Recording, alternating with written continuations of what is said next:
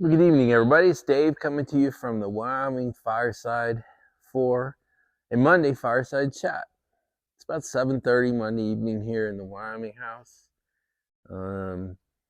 Sasha and I just got back from a nice trip. We went in town. We had a great romp again today. Went on about a 5-mile romp as usual. I did 5 miles. She did 10. So fun to see her out there. She's such a more well-behaved dog when she's all worn out. So she's so much calmer. And so when I take her downtown, take her in the lounge, when she's a little bit tired, it really makes her much less hyper. So that's kind of nice. She usually crawls up one of the chairs if we're not full and catches a nap while the guys and I chat. So that's what happened today. It was really nice. So I'm going to have to, hopefully weather will hold out. We can have another one tomorrow. We'll see. It's good for me too.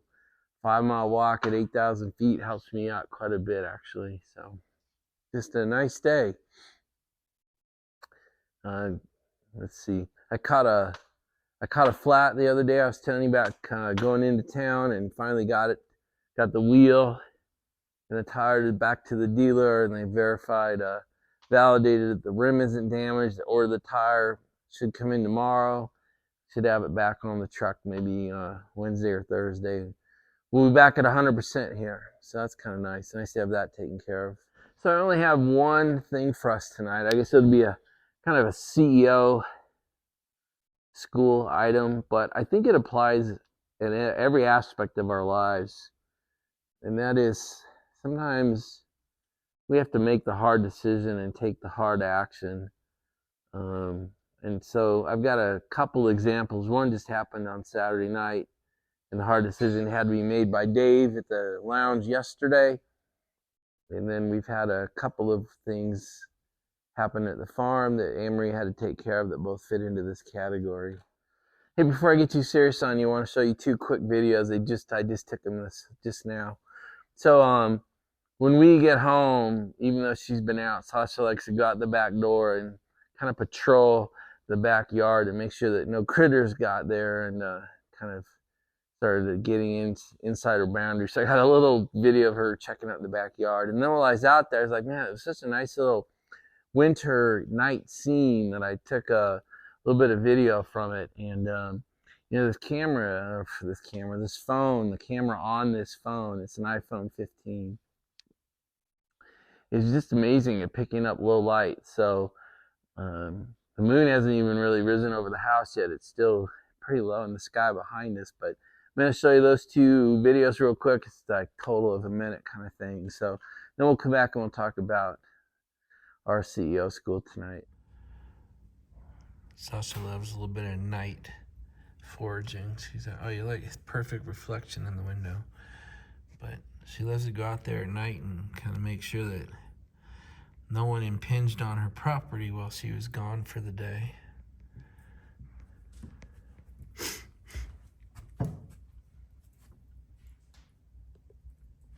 She can hear me moving around. So guys, I'll show you. This is about 8 o'clock at night. It's dark out, but this camera is amazing at picking up light. That's really just moonlight you're seeing. The moon's behind us, behind the house. There's Jupiter. So they look kind of cool. We have this massive snow wall, about 5 foot, right at the back door. Kind of a nice little evening, nighttime, winter scene. I like it. We have this huge mound in front of us. This is from the roof shovel. They were shoveling roof snow down into these piles. They won't melt till June.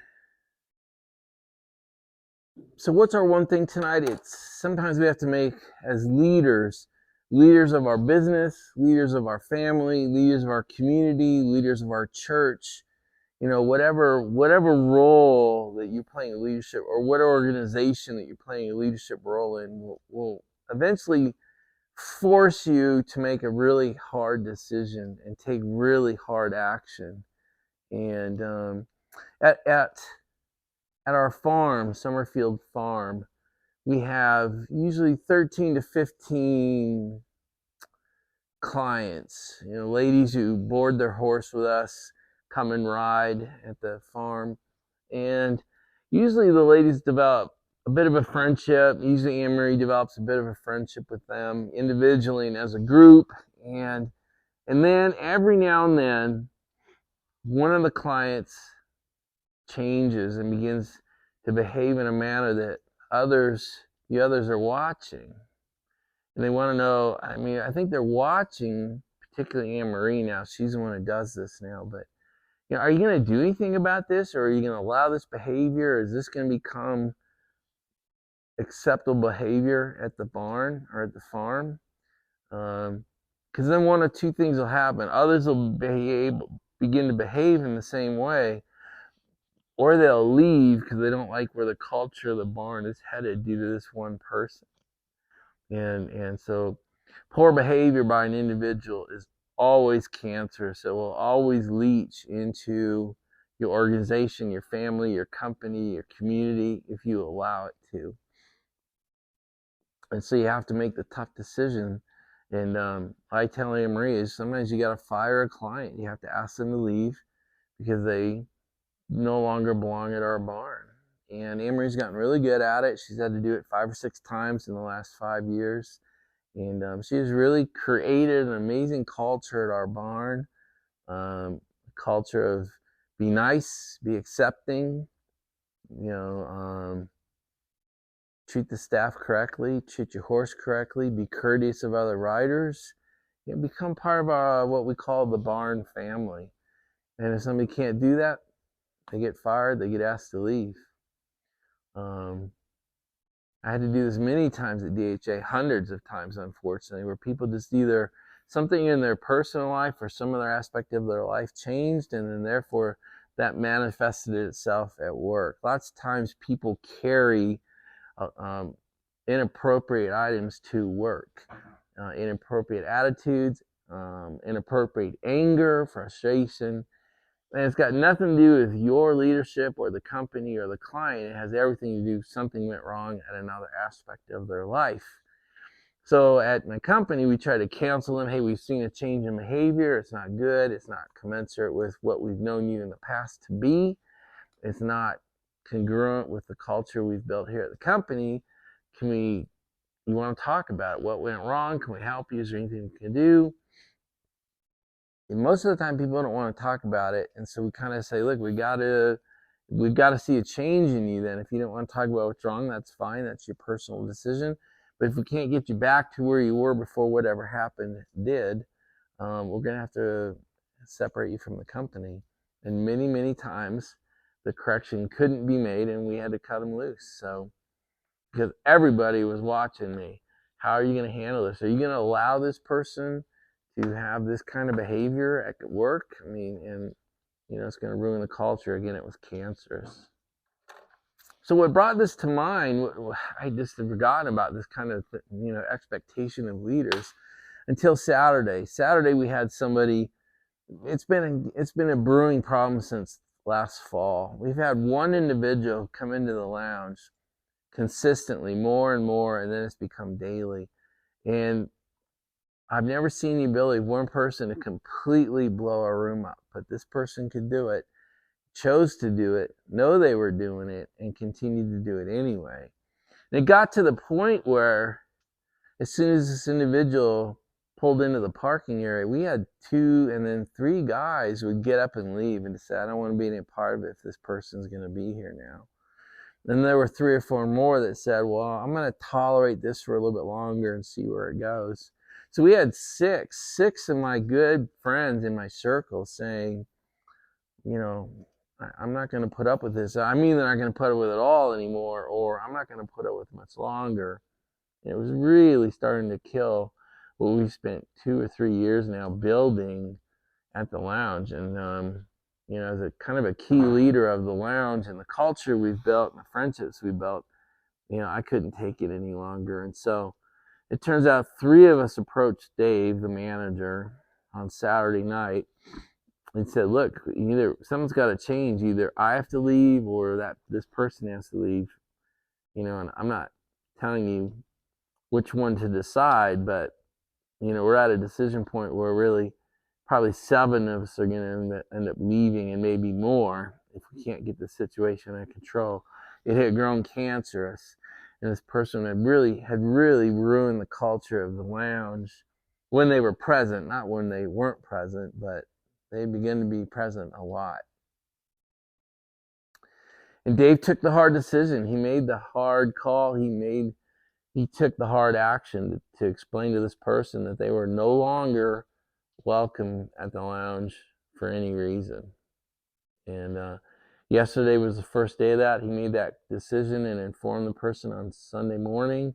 And yesterday and today were our first days where the people could enjoy the lounge and not worry if this person is going to show up. So anyway, kudos to Dave. Saved the lounge, saved the culture, saved his business, to be honest. So I applaud that, and it's something I wanted to bring up here. So the reason I bring it up here and make it more of a universal element of leadership is there are times when we're going to be faced with this. This could be like your best friend that's blowing it up. That happened at the farm. It was a very good friend, and just didn't work. It was one of Dave's closest personal friends. And sometimes we have to make those hard decisions, and the rest of the organization is looking at you. Do you have the fortitude, the leadership, the commitment to do what needs to be done, even if it hurts you personally, even if it's one of the hardest conversations you'll ever have in your life? The rest of the group is saying, are you the kind of leader that's going to preserve what we have built together, or do I need to move on and find a new place to start that culture again? And it rests on us, rests on you. Whether you're the father of the family or the CEO of the business or the owner or whatever you want to call it, an elder in your church, eventually these decisions are going to be put on you. And most people don't have what it takes to take the hard decision, know what needs to be done, and then take the hard action that follows through. Most of us, as human beings, detest personal confrontation and personal conflict, and will allow something to fester because it's easier to let the cancer grow on you personally than it is to take the hard action, especially when it's a face-to-face personal thing where you're saying, I have to let you go. I have to ask you not to come here anymore. That is tough. Very, very hard to do. And it's a great test of your leadership and your commitment to what you've built.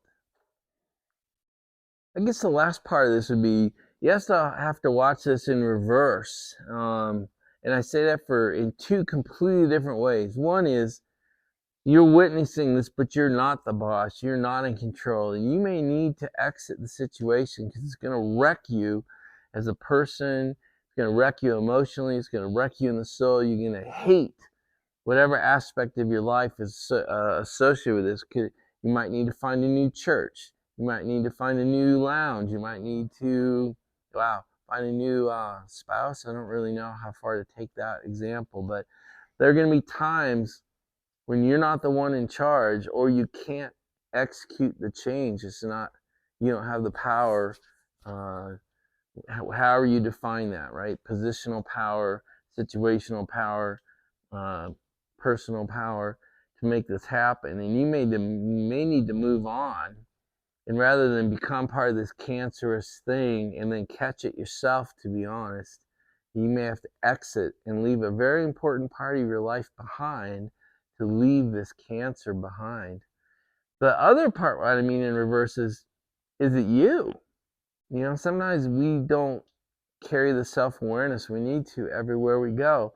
And we might be behaving in a manner that is cancerous and is bringing down, where it's not congruent with the culture that we're a part of, and we may not witness that. So we have to stay uber sensitive to our behaviors, our words, our phrases, our behavior patterns, how we treat the organization, the culture, and the people around us, to make sure we're not the one that has to be removed to keep the culture intact.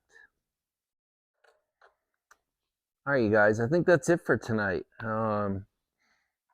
I don't want to have a yak attack and move this thing from 15 or 20 back up to 30 or 40. So let's just end it here. And God, I hope you had a good day today, a good kickoff to the week. Hope you got a great week planned out in front of you. And with that, I'll just say, may God bless you, and may God bless the lives of those around you. May God turn his ear to your prayer. May he make his face shine upon you and make his face shine upon those around you. And may he bless your life as well as he has blessed mine and continues to do so. That's it, you guys. We'll talk again tomorrow on Tuesday, and I'll just say goodnight.